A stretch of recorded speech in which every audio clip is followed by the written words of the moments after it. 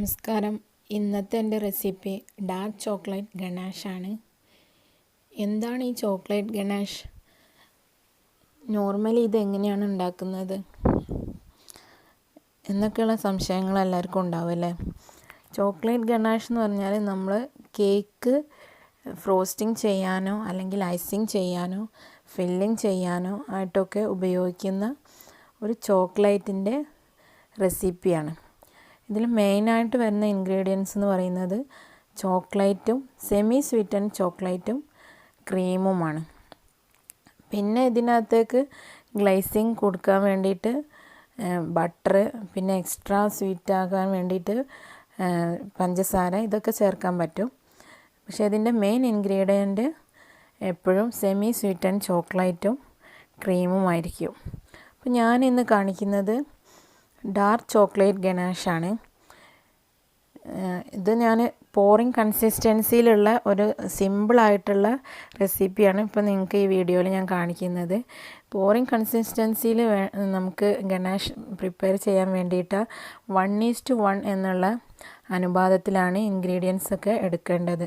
അതായത് ഒരു 100 gram chocolate ആണ് എടുക്കുന്നതെങ്കിൽ 100 ml ക്രീം, ആ രീതിയിലാണ് വേണ്ടത്. അപ്പോൾ ഞാനിവിടെ ഇപ്പോൾ എടുത്തിട്ടുള്ളത് 125 ഗ്രാം ചോക്ലേറ്റ് ആണ്, ഡാർക്ക് ചോക്ലേറ്റ്.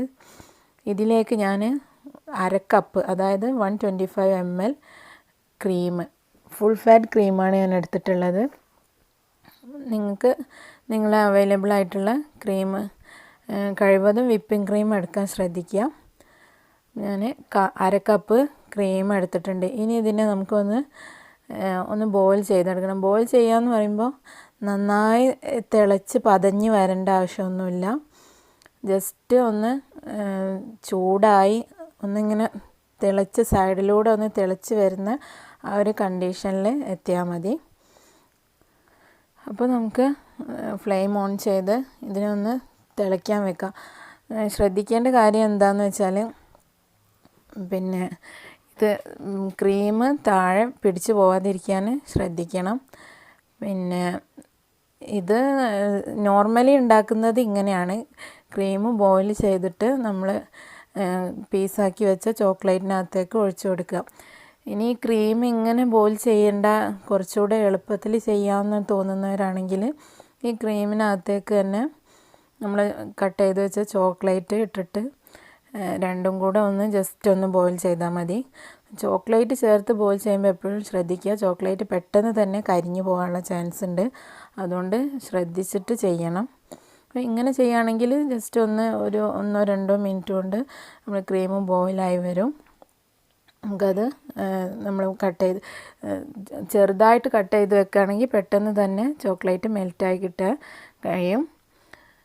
ഇപ്പോൾ ഞാൻ ഇവിടെ താഴെ പിടിക്കാതിരിക്കാൻ ഇടയ്ക്കിടയ്ക്ക് ഇങ്ങനെ ഇളക്കി കൊടുത്തുകൊണ്ടിരിക്കണം. ഇല്ലെങ്കിൽ ക്രീമാണ് പെട്ടെന്ന് തന്നെ അടിയിൽ കരിഞ്ഞ് പിടിക്കും. അപ്പോൾ കണ്ടോ, സൈഡിലൂടെ തിള വരുന്നുണ്ട്. നമുക്ക് ഫ്ലെയിം ഓഫ് ചെയ്ത് നമ്മളെടുത്ത് വെച്ച ചോക്ലേറ്റിനകത്തേക്ക് ഇത് ഒഴിച്ചു കൊടുക്കാം. മുകളിലൂടെയൊക്കെ ഒഴിച്ചു കൊടുക്കുക. ചോക്ലേറ്റ് പെട്ടെന്ന് തന്നെ ചൂട് തട്ടിയാൽ മെൽറ്റായിട്ട് വരും. ഇത് ഡയറക്റ്റായിട്ട് ഫ്ലെയിമിൽ ചോക്ലേറ്റും കൂടെ വെച്ചിട്ട് ചെയ്യുമ്പോൾ വളരെ ശ്രദ്ധിക്കേണ്ട സംഗതിയാണ്. അല്ലെങ്കിൽ അത് പെട്ടെന്ന് തന്നെ ചോക്ലേറ്റ് പെട്ടെന്ന് അടിയിൽ പിടിച്ച് കരിഞ്ഞു പോകാനുള്ള ചാൻസ് വളരെ കൂടുതലുണ്ട്. അതുകൊണ്ട് ഇങ്ങനെ ചെയ്യുന്നതാണ് ഇതിൻ്റെ ശരിയായ മെത്തേഡും കരിഞ്ഞു പോകാതിരിക്കാൻ ഏറ്റവും നല്ലതൊക്കെ ഇങ്ങനെ ചെയ്യുന്നത് തന്നെയാണ്. ഇനി ഇതിനെ നമുക്ക് 1 മിനിറ്റ് വെറുതെ അങ്ങനെ തന്നെ വെക്കാം, ഒന്ന് റെസ്റ്റ് ചെയ്യട്ടെ. അതിനുശേഷം നമുക്ക് ഇതിനെ ഇളക്കി കൊടുക്കാം. ഇപ്പോൾ ഏകദേശം 1 മിനിറ്റ് ആയിട്ടുണ്ട്. കണ്ടോ, ചോക്ലേറ്റ് ആ ചൂടുള്ള ക്രീം അതിൻ്റെ മുകളിലേക്ക് വീണപ്പോൾ ചോക്ലേറ്റ് മെൽറ്റായി തുടങ്ങിയിട്ടുണ്ട്. നമുക്ക് ഇതിനെ കട്ടയൊന്നും ഇല്ലാണ്ട് നന്നായി മിക്സ് ചെയ്തെടുക്കാം. ഇനി ഇതിന് ബോയിൽ ചെയ്യേണ്ട ആവശ്യമൊന്നുമില്ല. ശരിക്കും നന്നായി ചൂടായ ക്രീം ആകുമ്പോൾ പിന്നെ പെട്ടെന്ന് തന്നെ അത് മെൽറ്റായിട്ട് വരും. ഇനി അഥവാ നിങ്ങൾക്ക് മെൽറ്റായിട്ട് വന്നിട്ടില്ല എന്ന് തോന്നുകയാണെങ്കിൽ ഒന്ന് ഡബിൾ ബോയിൽ ചെയ്തെടുക്കുക, അല്ലെങ്കിൽ ഒരു 15 സെക്കൻഡ് മൈക്രോവേവ് ചെയ്തെടുക്കുക.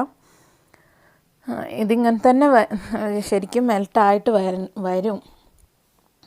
പിന്നെ ചെറുതായിട്ട് മുറിച്ച് കൊടുക്കുക. ചോക്ലേറ്റിന് എപ്പോഴും ചെറുതായിട്ട് മുറിച്ച് കൊടുക്കുകയാണെങ്കിൽ പെട്ടെന്ന് തന്നെ മെൽറ്റായി കിട്ടുന്നതാണ്. അപ്പോൾ ഞാനിത് ലംസൊന്നും ഇല്ലാണ്ട് നന്നായി മിക്സ് ചെയ്തെടുത്തിട്ടുണ്ട്.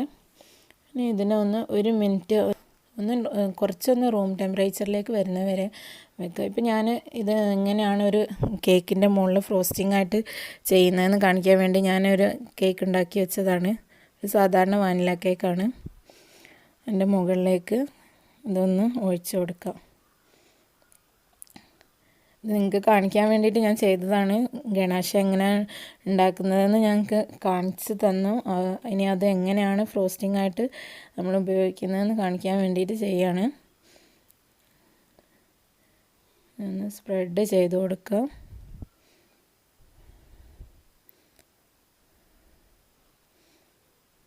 സൈഡിലേക്കൊക്കെ നന്നായിട്ട് ഇറങ്ങി വരാൻ വേണ്ടിയിട്ടാണ് സ്പ്രെഡ് ചെയ്ത് കൊടുക്കുന്നത്.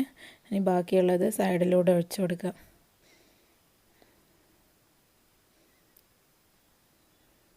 പിന്നെ ഇതിപ്പോൾ ഞാൻ 1:1 കൺസിസ്റ്റൻസിയിലാണ് ഉണ്ടാക്കിയിട്ടുള്ളത്. ഇതിൻ്റെ റേഷ്യോ 1:1 ആണ്. അപ്പോൾ ഇത് ഇങ്ങനെയല്ലാതെ ഇപ്പോൾ വൈറ്റ് ചോക്ലേറ്റ് വെച്ച് ചെയ്യുമ്പോൾ ഇതിൻ്റെ റേഷ്യോ വേറെയാണ്. അതല്ലാതെ ഡാർക്ക് ചോക്ലേറ്റ് വെച്ച് നമുക്കിത് ഫ്രോസ്റ്റിംഗ് ആയിട്ട് പൈപ്പിംഗ് ചെയ്തെടുക്കണമെങ്കിലൊക്കെ ഇതിൻ്റെ റേഷ്യോ വേറെയാണ്. അത് ഞാൻ മറ്റൊരു വീഡിയോയിൽ ഇടുന്നുണ്ട്. ഇതിപ്പോൾ സിമ്പിളായിട്ട് നിങ്ങൾക്ക് ഒരു കേക്കിന് ഫ്രോസ്റ്റിംഗ് ചെയ്തെടുക്കാനുള്ള ഒരു റെസിപ്പിയാണ് ഞാൻ ഇട്ടിട്ടുള്ളത്. ഇനി ഇതിൻ്റെ സൈഡിലൊക്കെ ഇങ്ങനെ ഉറ്റി വരുന്ന അവസ്ഥയിൽ ഇങ്ങനെ നിൽക്കുന്നുണ്ട്. അതൊക്കെ ഒന്ന് ജസ്റ്റ് ഒന്ന് നമുക്ക് ഒന്ന് വടിച്ചു കൊടുക്കാം. അതിനുശേഷം നമുക്ക് കേക്കിന് നന്നായി ഒന്ന് തണുക്കാൻ വെക്കാം. അപ്പോൾ ചോക്ലേറ്റ് ഗണാഷ് എങ്ങനെയാണ് ഉണ്ടാക്കുക എന്നിപ്പോൾ എല്ലാവർക്കും മനസ്സിലായി കാണുമെന്ന് വിചാരിക്കുന്നു. വീഡിയോ ഇഷ്ടപ്പെട്ടാൽ ചാനൽ സബ്സ്ക്രൈബ് ചെയ്യാം. ആദ്യമായിട്ടാണ് എൻ്റെ ചാനൽ കാണുന്നതെങ്കിൽ സബ്സ്ക്രൈബ് ചെയ്യുക. ഫ്രണ്ട്സിനൊക്കെ ഷെയർ ചെയ്ത് കൊടുക്കുക. നിങ്ങളുടെ കമൻസൊക്കെ അറിയിക്കുക. പിന്നെ ഇത്രയും സമയം എൻ്റെ വീഡിയോ കണ്ടതിന് എല്ലാവർക്കും നന്ദി.